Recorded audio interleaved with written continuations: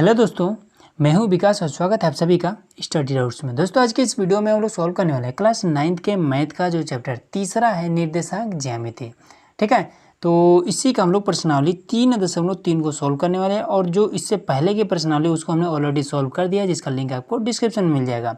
ठीक है, तो चलिए इसको सॉल्व करते हैं। और दोस्तों इसमें केवल 2 ही क्वेश्चन दिएगा और एकदम से आसान क्वेश्चन है। बस आपको क्या पता होना चाहिए कि चतुर्थांश कैसे बनाते हैं, बस ये चीज़ अगर आपको पता है तो देखिए इसको आप कैसे चुटकियों में हल करेंगे।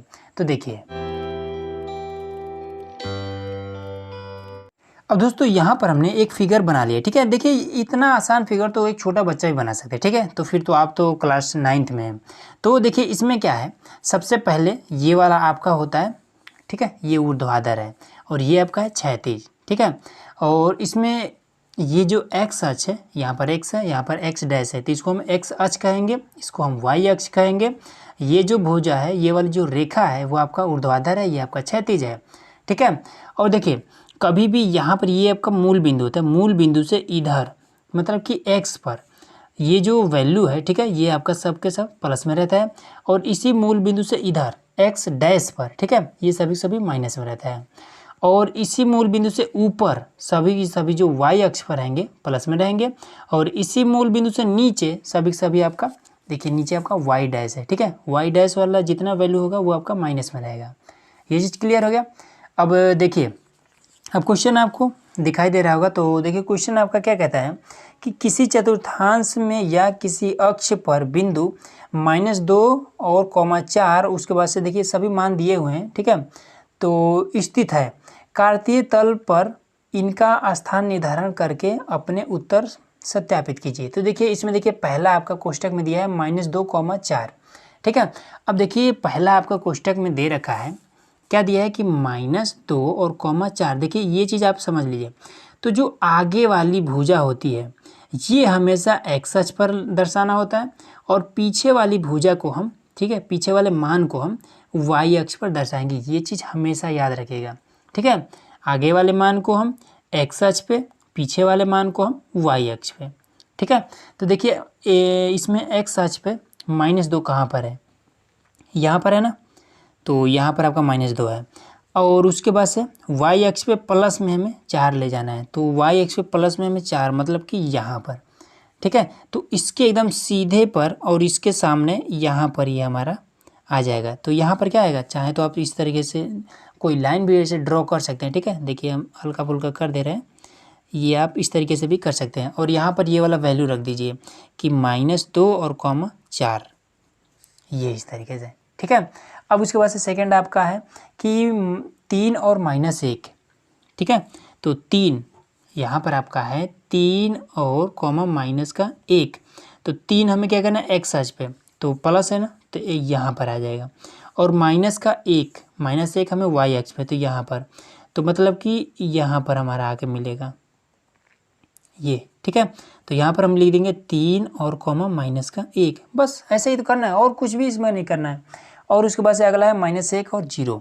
-1 हमें एक्स अक्ष पर, तो यहाँ पर -1 और 0, तो यहीं पर आपका रह जाएगा। ठीक है, यहीं पर आपका -1 और (0) ये हो जाएगा। ठीक है, यहाँ पर। और उसके बाद से है कि 2 और 1। अब देखिए 1 और 2 है। ठीक है, 1 हमें क्या करना है एक्स अक्ष पे यहाँ पे, और 2 हमें यहाँ पर, तो यहीं पर मिल जाएगा। ठीक है, यहाँ पर आपका क्या है 1, 2, ये चीज़ होता है। ठीक है, और उसके बाद से आपका क्या है -3 और -5, -3, तो -3 पहले, तो यहाँ पर, और -5 यहाँ पर आपका है। ठीक है, देखिए यहाँ पर तो -3 हम इस पर लाइन ड्रॉ कर देते हैं, फिर -5, तो यहाँ पर आपका हो जाएगा। ठीक है, तो -3 पहले, -5 बाद में, और ये आपका सिंपल सा हो गया आंसर। देखिए कितना आसान था। अब इसी तरीके से आपको दूसरा भी करना है, तो देखिए उसको भी करते हैं। अब दोस्तों क्वेश्चन नंबर दूसरा देखिए। ठीक है, अब देखिए दूसरा को हम ड्रॉ करने के लिए ये वाला हमने फिर से एक बार ये चतुर्थांश बना लिया। ठीक है, तो इसमें देखिए ये वाला चीज़ आपके बुक में दिया हुआ है। ठीक है, इसको हमने यहाँ पर नोट कर लिया है। अब इसके बाद से देखिए इसको हल कैसे करेंगे। एक्स अक्ष पे हमें -2 जाना है और वाई पर हमें 8 जाना है। ठीक है, तो देखिए ये तो उससे भी आसान है, पहले वाला क्वेश्चन से भी आसान है। तो देखिए -1 हम इधर जाएंगे। ठीक है, और उसके बाद से हमें 2 जाना है ना, तो ये -2 यहाँ पर हम जाएंगे। उसके बाद से 8 हमें जाना है y प्लस में, तो जब प्लस में जाना हो तो ऊपर जाएंगे, तो गिन लेंगे 1 2 3 4 5 6 7 और 8 यहाँ पर, ठीक है। तो इससे हमें ऊपर जाना है और यहाँ पर हमें पहुँचना है, ठीक है। मतलब कि यहाँ पर हमारा आएगा। अब चाहें तो यहीं पर वैल्यू लिख सकते हैं क्या, कि -2,8 ये हम इस तरीके से कर देंगे, ठीक है। सेम वैसे ही करना है। उसके बाद देखिए x अक्ष पर -1 और इस पर 7 लेना है, y पर हमें 7 लेना है। तो x अक्ष पर ये वाला आपका x अक्ष है, माइनस लेना है मतलब कि यहाँ पर, और उसके बाद से 7 हमें लेना है, ठीक है। तो चलिए ये हमारा -1 है x अक्ष पर, तो हम इस पर ही हम ऊपर ऐसे डैश डैश कर देते हैं, ठीक है। 8 हमारा ये है तो 7 हमारा ये हो जाएगा, तो यहाँ पर हमारा आएगा, ठीक है। तो इसको हम यहाँ पर मान लिख दे रहे हैं कि -1,7 ये, ठीक है, यहाँ पर। अब इसके बाद से देखिए 0 से और y अक्ष पर हमें क्या है, माइनस का 1.25 लेना है, वो भी माइनस का। तो आसान है, कोई दिक्कत नहीं है। देखिए 0 से, तो पहले तो हमारा 0 यहाँ पर होता है, ठीक है। 0 से हमें 1.25, तो ये हमें माइनस में, y अक्ष पर हमें माइनस में इधर नीचे जाया जाता है। तो देखिए ये तो हमारा 1 हो गया। अब और 2.5, तो थोड़ा सा और बढ़ा लेंगे, बस यहीं पर हमारा हो जाएगा। तो 0 से और ये यहीं पर आ जाएगा, ठीक है। तो ये हमारा हो जाएगा 0 कॉमा माइनस का 1.25, ये इस तरीके से, ठीक है। ये हो गया। उसके बाद से अब अगला क्या है, x अक्ष पर 1 और y पर हमें 3 जाना है। तो चलिए इसको चलते हैं। x अक्ष पर हमें 1 जाना है, तो यहाँ पर हम 1 चले आए, और y अक्ष पर हमें क्या करना है, 3 जाना है। तो 1 2 3 यहाँ तक जाना है, ठीक है। ये ऊपर हम गए तो यहाँ तक, यहाँ पर पहुँचे, ठीक है। तो लिखेंगे कि 1,3, ये इस तरीके से, ठीक है। अब इसके बाद से x पर 3 जाना है और y पर -1, ठीक है।